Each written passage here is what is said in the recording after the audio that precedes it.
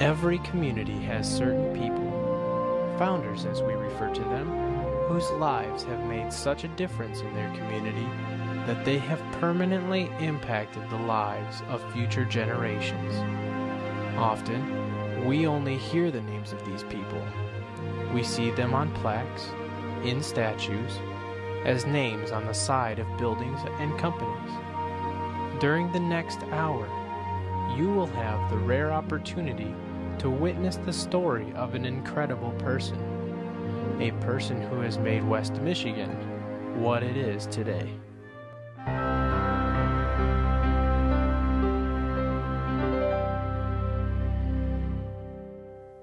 Welcome to West Michigan Biography. Today you will meet a man whose life has impacted thousands of people. He found himself in the leadership role at a time when beyond the northern and western boundaries of the city, there were 13 school districts, but none with an educational program above the 8th grade. New state laws required all children to be a part of a K-12 district, and thus the formation of a combined district was decided by the citizens. In his wake, the West Ottawa Public School District is now made up of over 8,000 children. He, however, credits his accomplishments to the work of others, claiming only to be a facilitator. Today's story is about a man, but also about a school district. We hope you will learn from and be inspired by this founder of West Michigan, Lloyd Van Raalte.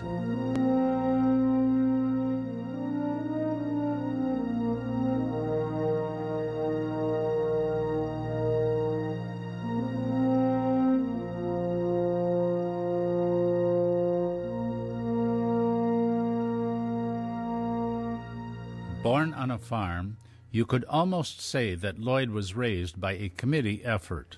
It's easy to talk about my parents because I have two sets of them. I was born Lloyd Van Raalte Hopkins. My mother passed away when I was about 2 years old, and I was farmed out from one grandmother to another grandmother. Ended up with an uncle and aunt during the Depression when my grandmother Van Raalte had a chance to get a job.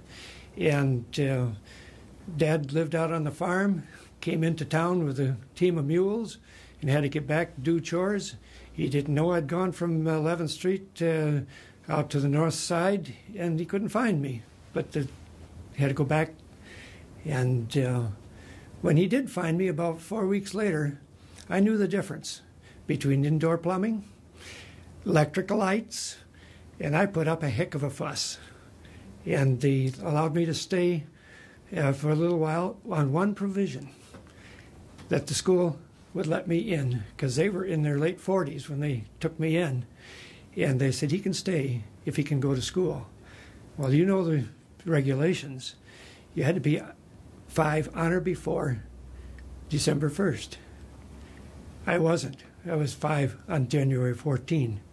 And the Beechwood Board of Education allowed me to come in and attend school, and I stayed with them for the rest of my growing up years. And that was one of the privileges that I had. And then I had to go back to my grandmother. She never had the privilege of going to school. She could neither read nor write. But she made very, very sure that I could get an education, and did everything to promote education for me. Then she remembered, too, that Dad Van Raalte tried to go to school. Ferris, when it was Ferris Business Institute, Hope College, ran out of money every time. And so he never graduated from college. And they made awfully sure that I would. And I'll tell you, that background is one of those things that I'll never forget. And I guess I thank them, and I thank the good Lord that he did what he did for me, and I never forgot my love for my birth father, but I never knew my mother. Obviously, I started my education in Beechwood School. Left Beechwood and got a wonderful education from Holland High School. Some people think they're a little antagonistic, but then that's on the football field. That's not in true life. And then I got started at Hope College. Uncle Samuel tapped me on the shoulder, went into the Navy. Like many young men of his time, Lloyd was called to serve in the United States Navy during World War II.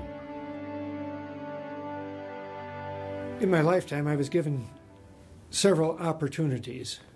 One was to go to officers training school for the United States Navy, and fortunately for me, graduated as a ensign in the United States Navy. And they soon found out that Lloyd Van Raalte and heat don't get along. They had me assigned down to the anti-submarine patrol out of Miami.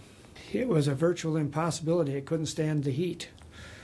And it was the temperature heat, not the job. So they got even with me. They transferred me from Miami, Florida to Adak, Alaska. And I arrived there in September, and the ground was frozen. I made my way on board the ship. A 94-foot ex-fishing boat that they took over and mounted some guns on, and they called it a ship. And I'll never forget, we were assigned to patrol around the island of Attu right after it had been secured by the United States forces from Japan. The battleship was on patrol.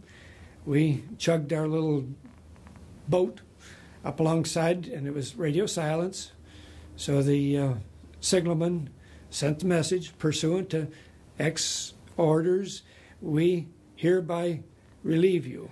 That was the 400's sole claim to fame when I had been assigned aboard. It was known as the only small ship of the Navy to ever relieve a battleship. And I'll never forget the reply that came back from the skipper of the battleship. Relieve me, hell. I'll hoist you aboard. So that's the incongruity of some of the things that happened. But being up in the Aleutians, we were battling the weather almost every day. It was an experience. On the island at Attu, there are no trees except the 4 spruce trees that somebody planted there when we were around the crewmen's club.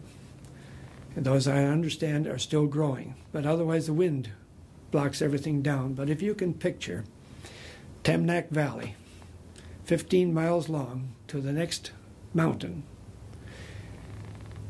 blanketed with lupin, blue lupin in full bloom, you have a beauty that you never have the opportunity to see unless you happen to watch the advertisement of the purple pill.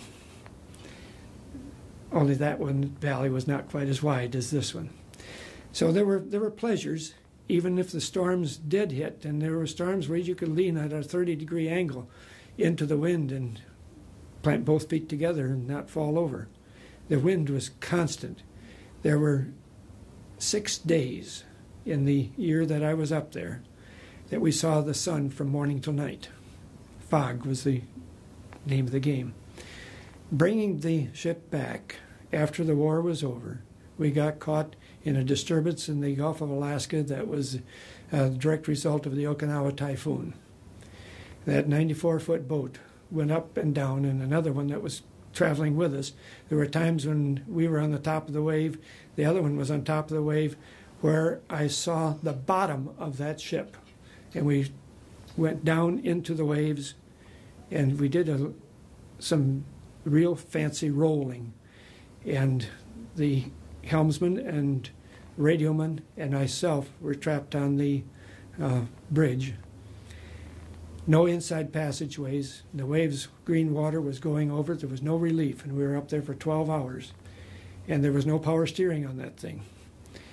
That helmsman stood it as long as he could. The radioman stood it as long as he could. The helmsman stood it some more, and so on, till finally I said, I think, fellas, I better take it.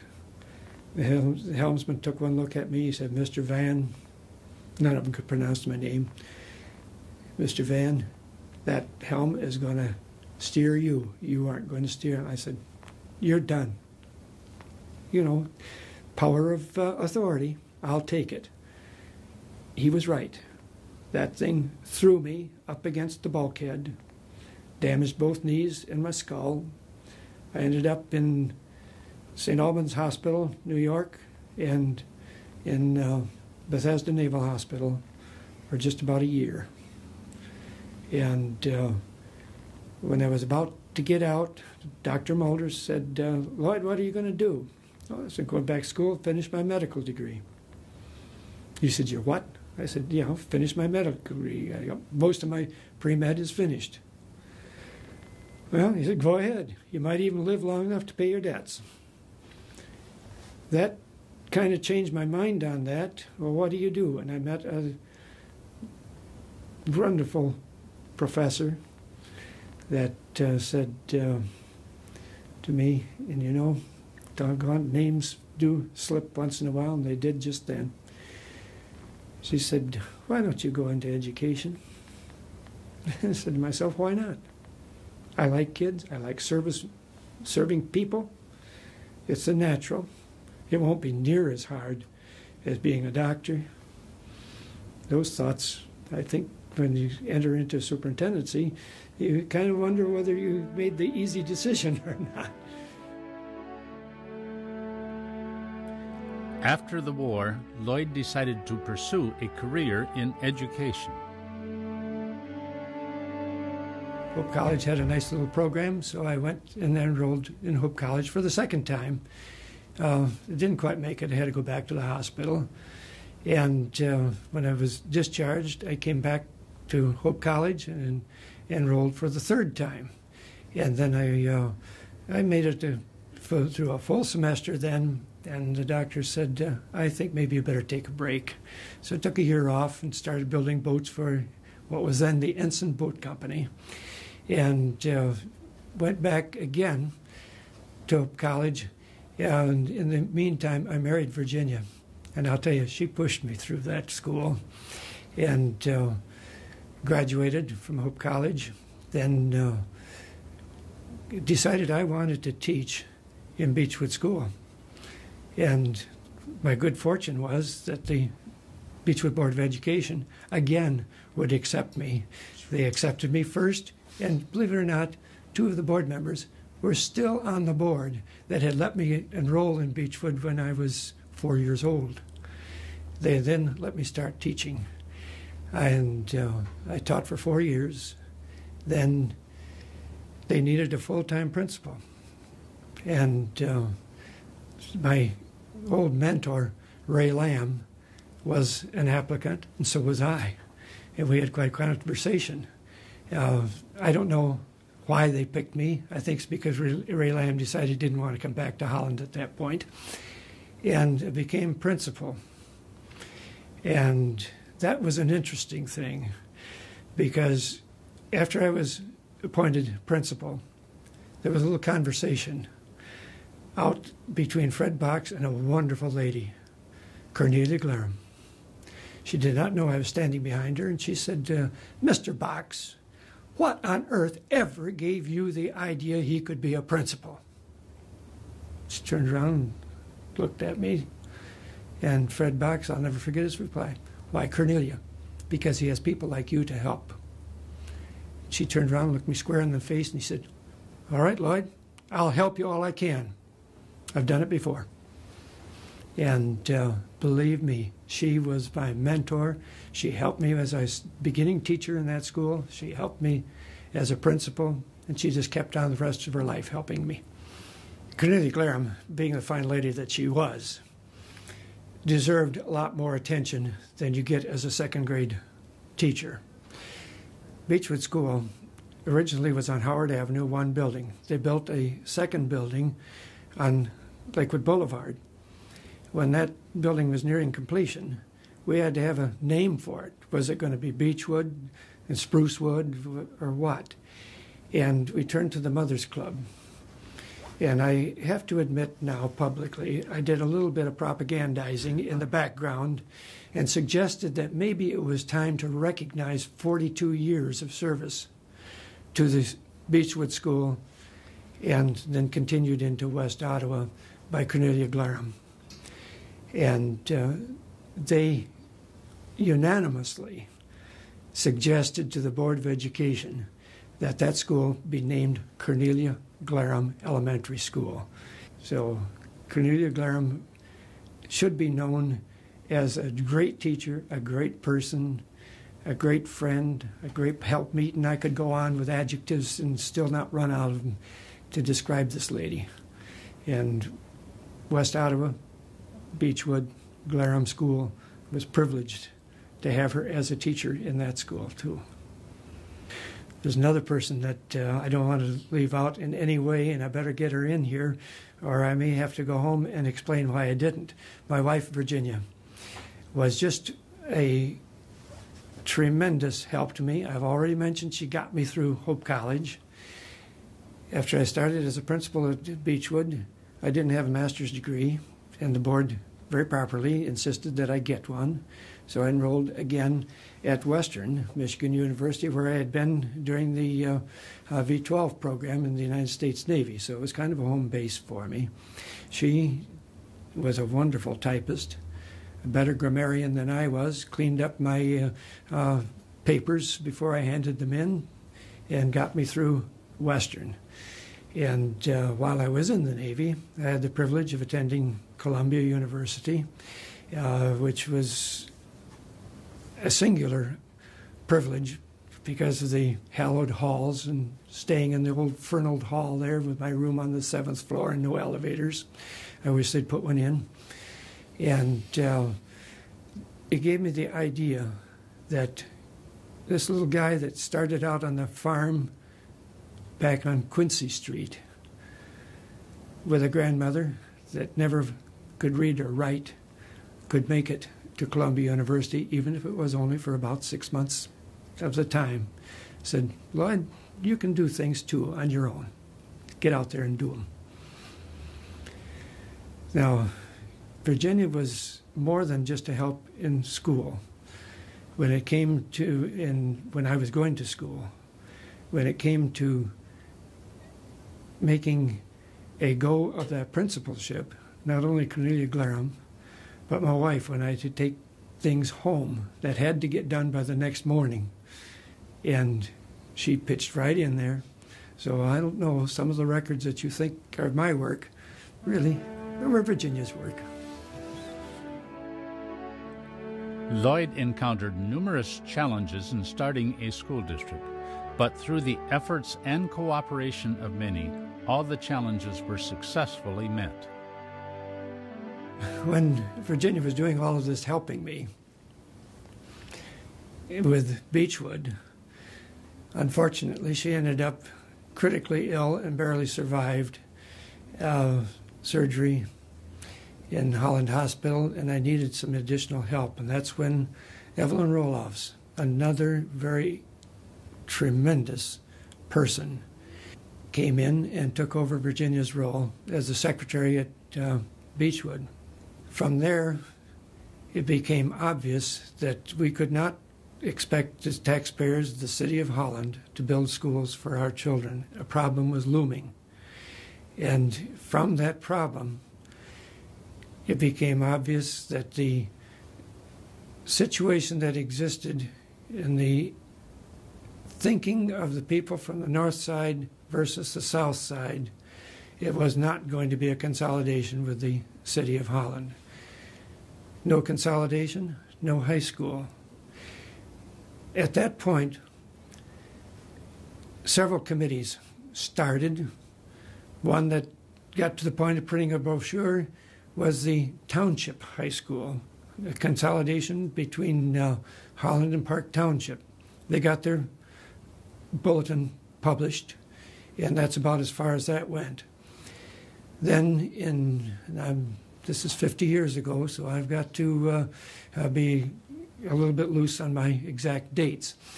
But along about March it became obvious that there had to be a high school other than Holland High School for about 150 to 180 students, or there wasn't going to be any ninth grade education.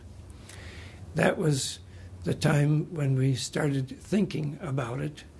Then a committee was formed, and they came up with a recommendation, and the committee of the North Side districts suggested to the Beechwood Board of Education that they'd pass a resolution to start a high school. This was submitted to the voters, and it was accepted by the voters. I can't say unanimously, but very close to it. A high school had to be started on the north side, and Beechwood accepted the responsibility of doing it. I was the principal and superintendent of Beechwood. That fell on me to do a lot of the legwork.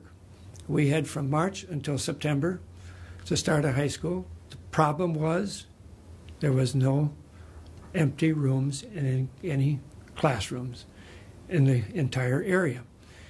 We came up with a plan: vacate half of Beechwood School, fill up Beechwood Church, change the coal bin into a classroom, change the wood shop into a classroom, put the library in the hallway, put a classroom in the gymnasium, change the Glurham School lobby into a classroom, and we then had the physical facilities of a high school.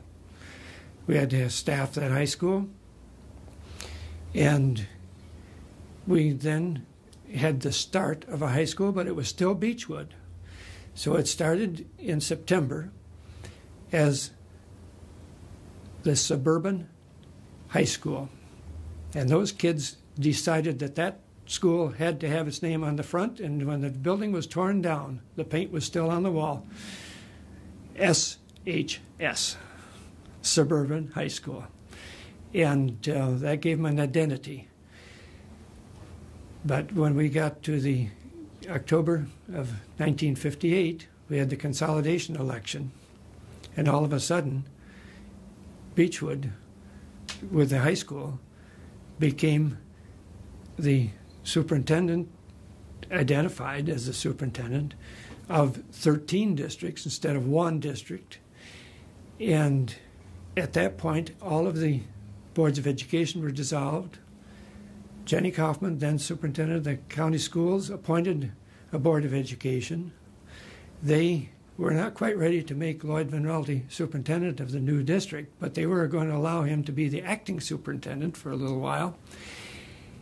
And 2 weeks later, we had to have a payroll out for the entire 13 districts. Some of those districts had, one of them at least, had spent all of their state aid for that year, and they were broke. There was no money. Beechwood in itself didn't have enough money to meet the payroll. You had to have permit from the state before you were allowed to borrow. You didn't have enough money in your Beechwood coffers. Pine Creek gave us some, still wasn't enough. What else was there to do? Well, Lloyd and Virginia got together, we mortgaged our house. We got the money, and we put it into the payroll account, and we met that payroll. Now recognize, all of these things had to be done in 2 weeks' time with the staff of the principal, superintendent, the bookkeeper, Evelyn Roloffs, the help that Virginia was able to give us in payroll, and a high school co-op student, Judy Ross, who didn't leave, by the way, didn't leave West Ottawa until she retired. And if you think somebody else might have run that district, you better take a look at Judy. She knew anything that was ever to be known about that district, and I give her a lot of credit. That was a very small staff, but very effective staff. And sure, we made a few mistakes in payroll, but you know, not a single person came back and objected to getting a payroll check that wasn't correct, even if it might not have been quite what they should have had. So it was cooperation from people, it was cooperation from teachers, it was cooperation from everybody that made that initial start of West Ottawa get off to what appeared to some to be impossible to achieve. It got off to a start, and I think it is still rolling. One of the most daunting tasks was the fact that the physical structures for a K-12 school district simply did not exist. The thought occurs to me that I've just told you that I'm an acting superintendent. Some things had to take place. We had to get a new name for this district, and Jack Daniels came back to the acting board and temporary board, and he said, you know, West Ottawa Soil Conservation District has an enviable reputation. We're on the west side of Ottawa County. I can't think of a better name than West Ottawa School Districts. Then a lady from the Holland Evening Sentinel had already mentioned to me that West Ottawa would be a good name for the district. I said, why? And I believe as Mrs. Leonard Fott made this question, and I said, why? Well, she said it just fits in exactly the number of points that you need to get it in between the columns of the newspaper. And I don't like to have to figure this out every time, so don't get anything bigger than West Ottawa. And that was unanimously adopted. Then it came to be an acting superintendent's point that it's time to have a superintendent. If you're going through all this, let's do something about it. And I don't remember just how it came about, but I remember the thoughts that went through my mind. And what made me think that I could be superintendent of a district that didn't exist, never having had any experience as a high school administrator or teacher. How could I build a high school? How could I build a program? And the answer was plain and simple: I couldn't. No one person could take on that task. So I said to myself, I'd like the opportunity to serve as the facilitator of the efforts of all these people to make this district a reality. And I hope that I kept that role in mind all the way through the times that I served West Ottawa as a facilitator. If something had to be done, I'd let people know what had to be done. Ask some people if I thought they had some expertise to put a committee together. West Ottawa was a joint effort. And one of the first things that the committee did before they start establishing a curriculum was to put down the goals of education. Now that sounds like a lofty thing. You get away from the nuts and bolts and the things, the hardware of the district, but let's get that philosophy pretty really in mind and keep it in mind all through. Now, there were 12 goals that they identified. I'm not going to even try to quote them. But the first one, I am going to try to remember, and I hope I can convey it. It is to help the children of this district as pupils assume their role in society and develop a personal sense of their own net worth. And everything really had to fit around that when it came to developing a curriculum. Through this whole formation of this district, it comes to my mind right now, what on earth ever gave you the idea that you could be a superintendent? Sure, I was at Beechwood Elementary School with around 250 students, but all of a sudden, in one fell swoop, we're up to around 2,000 students. I think I have to go back to bringing up that I had received from a grandmother who could neither read nor write, that taught me early on, if you want to do something, figure out a way and try. And a father person, Ben Raalte, said, set your goal. Figure out what you need. Get as much of it together. And what you can't get, figure out a way to make it work. And then put that together with the willingness on the part of people to work with you. Without, they could tell me when I was all wet and shouldn't do that, but they could do it in a nice way. And I hope that I reciprocated. And we had committees coming out of our ears. We had curriculum committees. We had site committees. We had to be very careful that this didn't become Beechwood High School because there were 13 other districts. Then Garrett Van Kampen had some powers of persuasion with the Rickson ladies, and they decided that they could sell their farm. And that became another very interesting thing, because we did buy that farm. And some people that thought we never could put a district together that would work made this statement. Yeah, they'll probably hold their first graduating class in a cow pasture. The truth of the matter is, 4 years later, we were holding our graduations in the cow pasture, but it was not a cow pasture any longer. It was the football stadium. So I utilized the Holland Township Fire Department. That was a kind of smattering of people from different areas and walks of life. I used them for sounding boards. Then I had people come in and make suggestions. They soon learned not to make the suggestions because they found themselves on a committee. And this is how West Ottawa was built. It was built on committee effort. And they were determined they were going to have a school. And I think one of the things that set the tone for West Ottawa schools really was the swimming pool.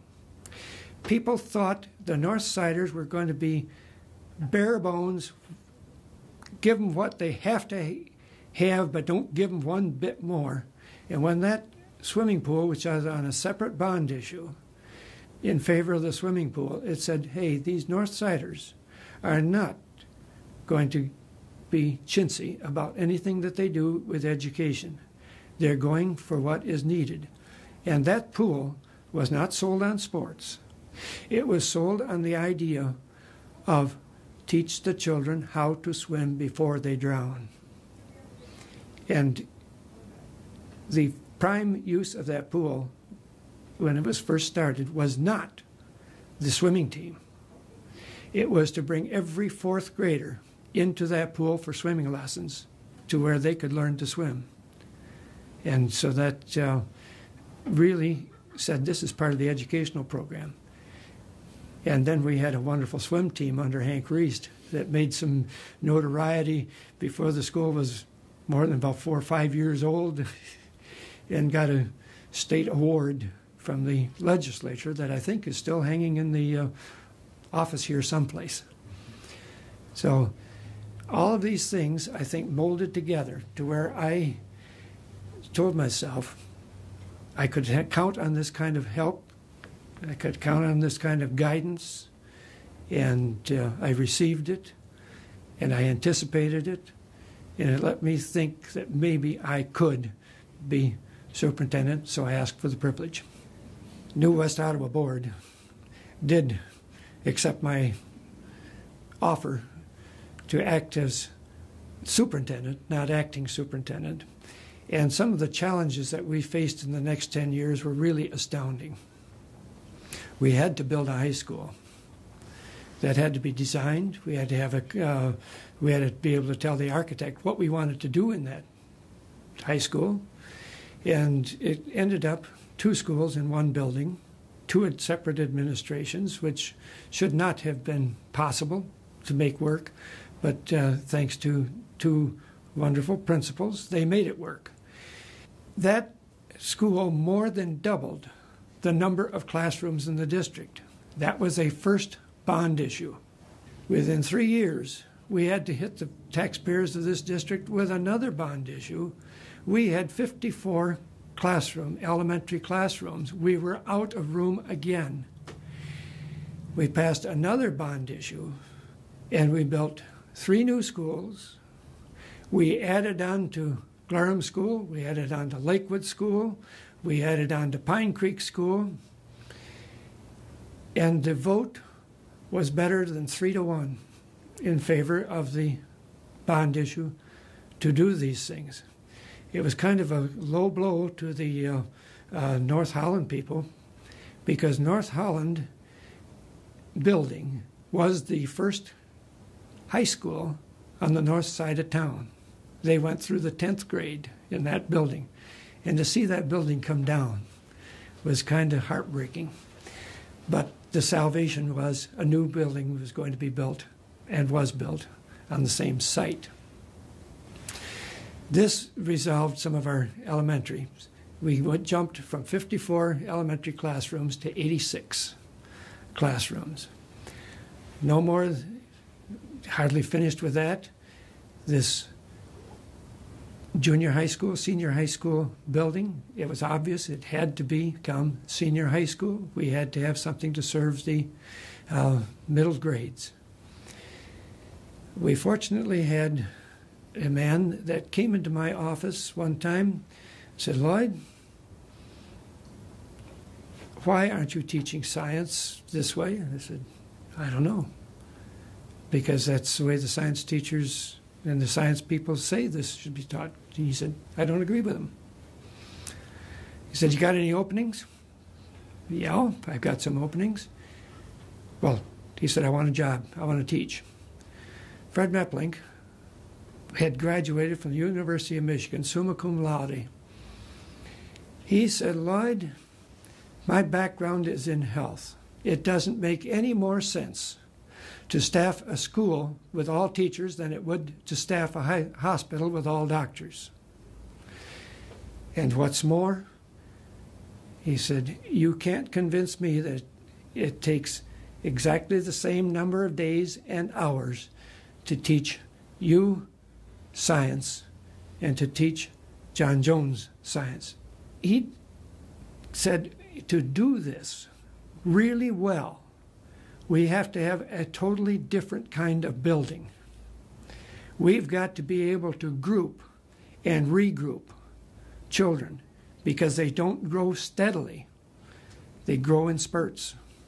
And there's no sense in holding back a child that has failed English and mathematics, but has done wonderful in geography. Make him take geography all over because you flunked him. And those were Fred's words. Flunking shouldn't be possible, just a different rate of growth.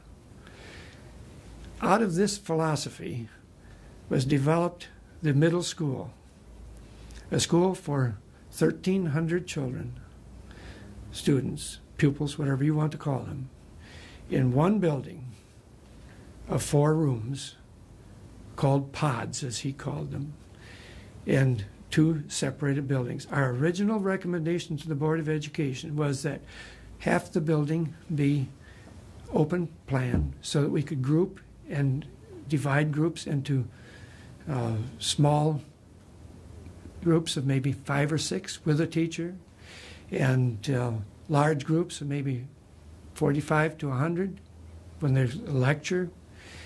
And we will adjust to individual differences, which means the teachers have got to come in early in the morning, and when the child has got some problems, they can discuss and set up a learning opportunity for that child's needs at that time. Now we've got to have more people to carry these things out, so they set up another idea.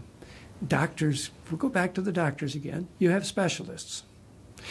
You have those who we recognize as outstanding in their field, but they can't possibly touch every child. And then Fred said, "You know, you put my child in with that teacher that you're paying the beginning wage.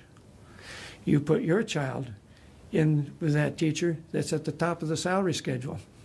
Now, no reflection on beginning teachers. Sometimes they're excellent. Sometimes they usually are. But we've got to recognize there's got to be a hierarchy in teachers. So they came up with the full responsibility teacher. That is the teacher that designed a learning opportunity for the children that were most complicated. Then we had the limited responsibility teacher who carried out these prescriptions that were written for each individual child. And then we had teacher aides. They were in different levels too. We had the technical aides, get into the shop program. A carpenter certainly had a lot to, and a cabinet maker had a lot to give to the shop students. They were the, again, full responsible or technical aides, and then we had those that did the lesser tasks that needed lesser training, not lesser people. Put this all together, then try and design a building that will allow all this to happen. There were room divisions, but it was done with movable furniture. And the sound was controlled by acoustics control. Carpeting was put on the floor, which was not exactly popular at that period of time. We had the plans drawn up, submitted, and it is a singular honor that the Secondary School Principals Association of the nation gave that building design top awards that year. The Architects Association gave that building top awards for a unique way of accommodating a unique program. Now, our original recommendation, half the school was going to be open, half was to be what Fred called egg crated. So we had the egg crate sections. We presented that proposal to the committee. They endorsed it. We presented it to the Board of Education, and the Board of Education nixed it on good, sound grounds. They were so convinced that this program was outstanding and would be the best way of doing it. They did not want to be part of denying that opportunity to half the children of the end. So none of the building was egg crated. This did create a problem because some children do not function well in a loose environment. And this created problems within the community, and there was not much choice. You go into the middle school now, you will find the entire building is egg crated. It is certainly a disappointment to us because the potential was there. But when we applied for a grant from the Department of Education at the national level, we had Fred Meplink. We were up against San Francisco with 14 full-time grantsmen.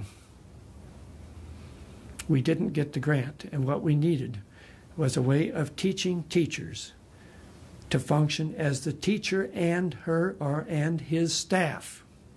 There wasn't a school in the nation that taught that. So we had to develop a curriculum for teaching teachers how to teach, work with their staff instead of as the leader in the classroom holding forth in all subject areas. We didn't get it. This created problems because we had teachers that were sold on this idea. We had teachers that were very definitely anti this idea, and they had to function together as a team. It was a challenge. Now, I've talked a lot about that middle school. If you want to see that middle school function, you'll have to go to New York. In the bowels of Harlem, there was an empty warehouse, and there were a lot of children on the streets that never saw the inside of school. This school was designed to bring those kids in, and it was staffed just like Fred had done. I've been told that they read his treatise that we submitted. I can't verify that, but it's working. And we have, in some place in our archives here, we have a tape on the that school. And all you have to do is look at it. You know what I'm talking about. But it doesn't exist here in West Ottawa. And times have changed, and I realize that. But we were on to something, but it never really came to fruition. It had to be changed, and it was.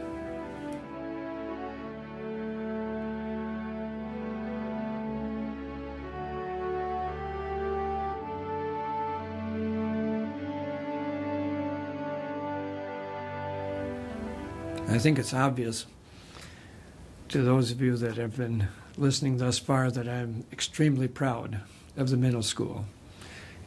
I hope that we learned some from it. Everybody says it was a new concept. It really was a variation of a very old concept called the one classroom school, the one-room school. It was built on that, where the teacher had to be everything, and if you figured that you had 8 grades plus kindergarten in that school, and there was one teacher, and they had reading for 8 grades, that's 8 classes. They had mathematics or arithmetic. We're up to 16. Now we have geography from the 4th grade up. Now we're up to 20. 20 different presentations. How does that little child back there ever get any personal attention? It's extremely difficult. The one place that they could find out, though, see if the child was a 4th grader, they could turn to the 5th grader. Or if it was not functioning on the 4th grade level, they could take a class with the 3rd grade. Didn't make any difference. It was almost individual instruction. And if you look through history, people such as Dwight Eisenhower, a number of presidents that were started in one-room schools. I'm not advocating we ever return to that one-room school, but let's ferret out what was good about it and build on it and see if we can't do a better job of education in a better way. And we'll never know unless we try it. And this was the privilege that I had to try to do something better. And I had the cooperation of staff and people in developing it. But again, that was not my idea. That was Fred Meplink, a teacher. These things originate with teachers. There's never been a superintendent that educated directly a child, unless he was a teaching superintendent, which there aren't many of those around. So that, if anything, my crowning achievement was the middle school, and there are many people say it was a failure. I accept the challenge, and I'd love to have another lifetime to try to make it work again. I would if I could. Other things were the challenges of passing 3 bond issues in a very short span of time in a district where it had been predicted that they wouldn't pass the first one. Again, I don't know how anybody could think they could lead that type of thing. All you could do is say, those are the voters out there. Help them understand what we need, why we need it, and what it's going to take to give it to us. And you can't do that alone. We didn't have television at that time. We didn't have some of the other things that we might have used, and we probably didn't use all of the things that we did have. But we got those bond issues passed. And I never, in my career, had a bond issue be defeated. And that is a singular honor that I accept with pride, because I didn't do it. I still go back, I facilitated it. One of the challenges, I mentioned we had to borrow and mortgage our house. But that's not the only time we mortgaged our house to meet a payroll. The state aid check got lost in the mail. How that bank, and I can mention the name of the bank now because FMB does not exist any longer, they stretched every banking rule there was and loaned me about 3 times the value of my house to meet that payroll. And I was speaking to a group at the groundbreaking of the new high schools under construction now. And I mentioned this because I was asked to by one of the board members. And I saw one of the teachers that got his check reach over and put his hand on my wife's shoulders. She was the payroll clerk and got those checks out, and just putting his hand on her shoulders, I saw a tear come. She did so much to make things work. And I only wish that Evelyn Roloffs and Judy Ross could have been there at the same time, because it was a team. And that's how we made the district work. I was privileged to be the superintendent. under trying circumstances. I thought they were extremely trying. But then I take a look at what is going on right now. I'm sure that the challenges are every bit as great, if not greater, than they were at that time. There are things that can be done in communications that I couldn't even dream of. They are being done. I think if I were to counsel a person, and I feel very challenged to give any words of wisdom to our current superintendent because of the remoteness of my experiences from what she's facing right at the present time. But the one thing that I learned is that from birth to 5 years old, when we figure what that child has learned, both good and bad, in that 5 years, they've learned to speak. They've learned to take care of themselves physically at a minimum level, at least. They hopefully have been given guidance in the difference between right and wrong. They also hopefully have been given guidance in the power of God. Unfortunately, we are not allowed to build on that verbally. We have to do it by example today. But don't ever underestimate the power of instructive ability on the part of a good mother and a good father. And when you are faced with a challenge, take a look at your own mother. How did she handle these situations? Take a look at your own father. How did he handle these situations? What did he overcome, and how did he do it?